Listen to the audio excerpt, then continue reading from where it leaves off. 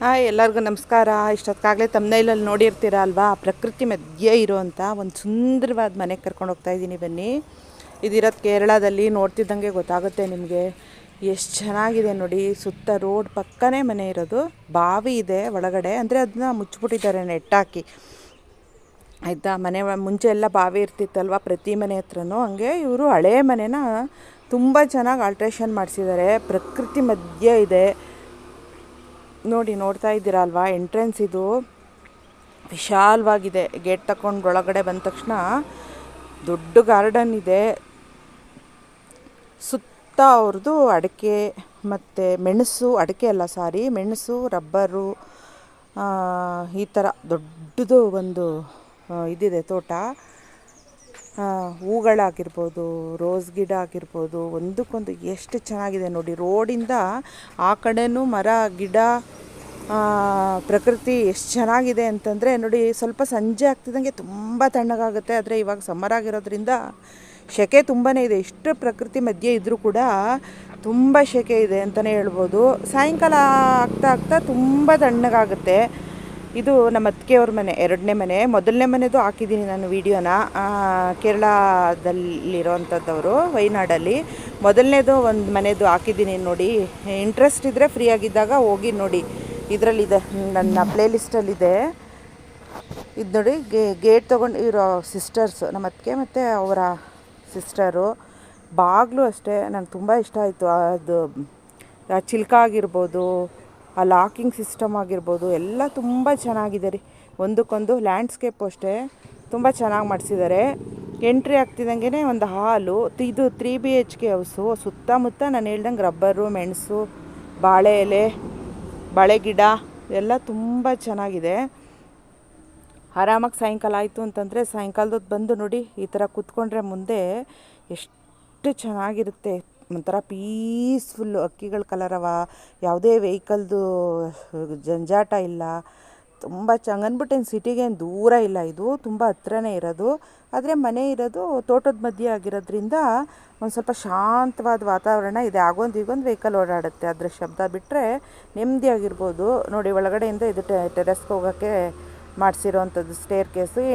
ಇದು ಎಂಟ್ರೆನ್ಸಲ್ಲಿ ನೋಡಿ, ಇದು ಅವ್ರ ಮನೆ ಹತ್ರನೇ ಇರೋವಂಥ ಒಂದು ಹಣ್ಣು. ಇದ್ರ ಹೆಸರು ನನಗೆ ಗೊತ್ತಿಲ್ಲ, ಯಾರು ಗೊತ್ತಿದ್ದರೆ ನಾನಲ್ಲೂ ಕೇಳೋದು ಮರೆತುಬಿಟ್ಟೆ.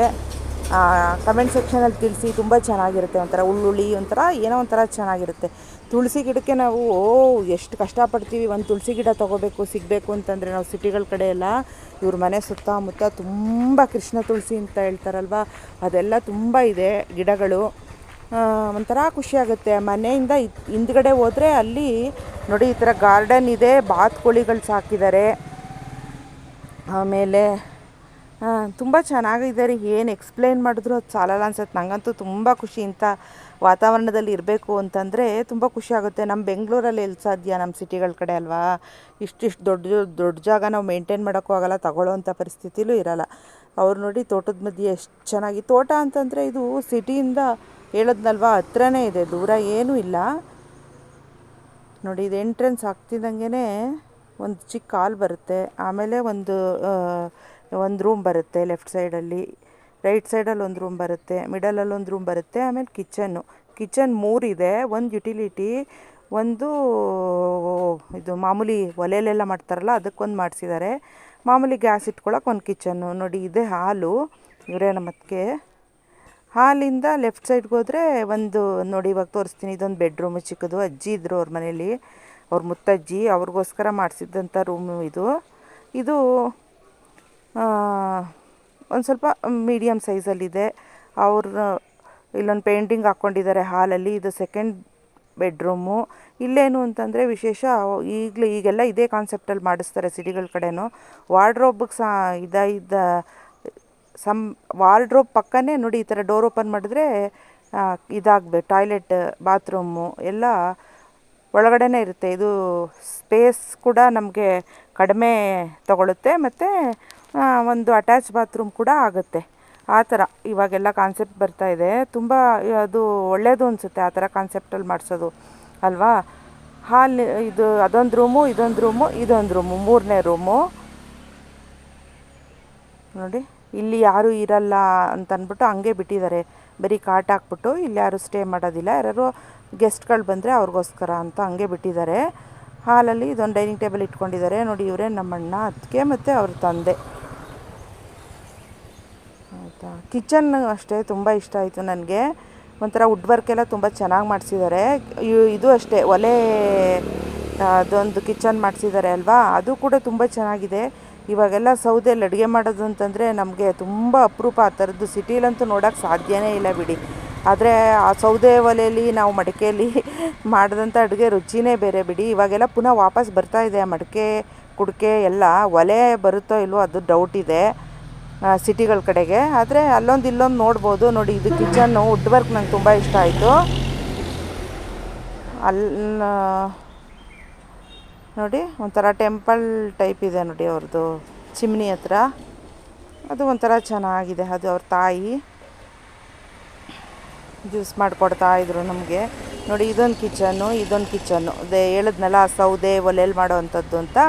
ಅದೊಂದು ಕಿಚನ್ನು, ಇದೊಂದು ಕಿಚನ್, ಓಪನ್ ಕಿಚನ್ನು, ಎರಡೆರಡು ಕಿಚನ್ ಇದೆ. ಒಳಗಡೆ ಒಂದು ಯುಟಿಲಿಟಿ ಇದೆ, ವಿಶಾಲವಾಗಿದೆ.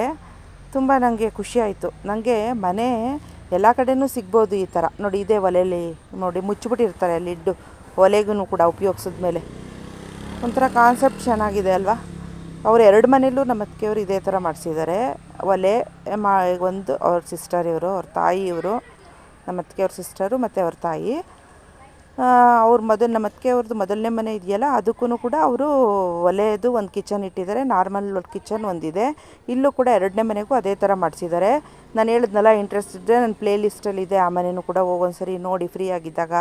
ಏನು ಅನ್ನಿಸ್ತು ಅಂತ ಕಮೆಂಟ್ ಸೆಕ್ಷನಲ್ಲಿ ತಿಳಿಸಿ. ಈ ಥರ ಮನೆಗಳು ನಾವು ಎಲ್ಲಿ ಬೇಕಾದರೂ ನೋಡ್ಬೋದು ಬಿಡಿ, ಸಿಟಿಗಳಲ್ಲಿ ಎಲ್ಲ ಕಡೆನೂ. ಆದರೆ ಪ್ರಕೃತಿ ಮಧ್ಯೆ ಇರುತ್ತಲ್ಲ, ಆ ಥರದ ಮನೆಗಳು ನೋಡಿದಾಗ ಏನೋ ಒಂಥರ ನನಗೆ ತುಂಬ ಖುಷಿ ಆಗುತ್ತೆ. ಸಿಟಿಲಿರೋರಿಗೆ ಈ ಥರ ಹೋಗಿ ಇರಬೇಕು ಅಂತ ತುಂಬ ಇಷ್ಟಪಡ್ತಾರೆ. ಅಂದರೆ ಯಾವಾಗಲೂ ಅಲ್ಲದೇ ಇದ್ದರೂ ಅನಿವಾರ್ಯತೆ ಕಾರಣಗಳಿಂದ ನಾವು ಸಿಟಿಲಿ ಇರಬೇಕಾಗಿ ಬಂದರೂ ಆವಾಗೊಂದ್ಸರಿ ಇವಾಗೊಂದ್ಸರಿ ಇಂಥ ಕಡೆ ಹೋಗಿ ಸ್ಟೇ ಮಾಡಿ ಬಂದರೆ ಒಂಥರ ಮನಸ್ಸು ರಿಲ್ಯಾಕ್ಸ್ ಅಂತ ಅನಿಸುತ್ತೆ ಅಲ್ವಾ. ಹಂಗೇನೆ ಇದು ನನಗೂ ತುಂಬ ಖುಷಿ ಆಯಿತು ನೋಡಿ. ಎಲ್ಲ ಕಡೆಯೂ ಕಾಫಿ, ಬಾಳೆ ಮತ್ತು ರಬ್ಬರು, ತೆಂಗು.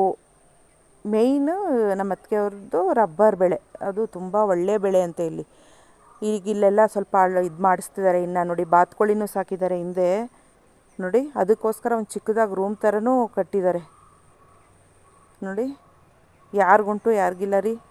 ನಾವೆಲ್ಲ ರೆಸಾರ್ಟ್ಗಳಿಗೆ ಹೋಗಿ ಇಂಥದ್ದನ್ನೆಲ್ಲ ನೋಡ್ಕೊಂಡು 1 ದಿವಸ 2 ದಿವಸ ದುಡ್ಡು ಕೊಟ್ಟು ಸ್ಟೇ ಮಾಡಿಬಿಟ್ಟು ಬರ್ತೀವಿ. ಇವರು ಇದ್ರ ಮಧ್ಯೆನೇ ಇರೋವಂಥವ್ರು ಪುಣ್ಯವಂತರು ಅಂತ ನನಗನ್ಸುತ್ತೆ. ಅಂದರೆ ಬಿಸಿಲಿದೆ ರೀ ಅಲ್ಲತ್ತು. ಬೇಸಿಗೆ ಆಗಿರೋದ್ರಿಂದ ಸೆಕೆ ಅಂತೂ ಇದ್ದೇ ಇದೆ. ಇಷ್ಟು ಒಳ್ಳೆ ಪ್ರಕೃತಿ ನಡುವೆ ಇದ್ದರೂ ಕೂಡ ಹ್ಯುಮಿಡಿಟಿ ತುಂಬಾ ಜಾಸ್ತಿ ಇದೆ ಇಲ್ಲಿ. ಸಾಯಂಕಾಲ ಆಗ್ತಾ ತಣ್ಣಗಾಗುತ್ತೆ. ಅರಿಶಿನೂ ಬೆಳೆದಿದ್ದಾರೆ ನೋಡಿ. ಶುಂಠಿ, ಅರಿಶಿನ, ರಬ್ಬರು, ಕಾಫಿ ನೋಡಿ ಎಲ್ಲ ಎಕ್ಸ್ಪ್ಲೇನ್ ಮಾಡ್ತಾಯಿದ್ರು ನಮ್ಮ ಅತ್ತಿಗೆ. ನಂಗೆ ತುಂಬ ಖುಷಿ ಆಯಿತು. ಆಯಿತಾ, ನಿಮ್ಗೆ ಇಷ್ಟ ಆಯಿತಾ, ಏನು ಅನ್ನಿಸ್ತು ಕಮೆಂಟ್ ಸೆಕ್ಷನಲ್ಲಿ ತಿಳಿಸಿ. ಎಷ್ಟು ಜನಕ್ಕೆ ಇಷ್ಟ ಈ ಥರ ನೇಚರ್ ನಡುವೆ ಹೋಗಿ ಜೀವನ ಮಾಡೋಕ್ಕೆ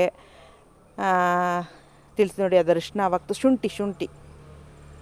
ಶುಂಠಿ ಇದು ಇನ್ನೊಂದು ಥರ ಇದು ಶುಂಠಿ ಅದೇನೋ 2 ಥರ ಬೆಳೀತಾರೆ ಇಲ್ಲಿ ಶುಂಠಿನ ಅನಿಸುತ್ತೆ. 2 ಥರ ಆಯಿತಾ.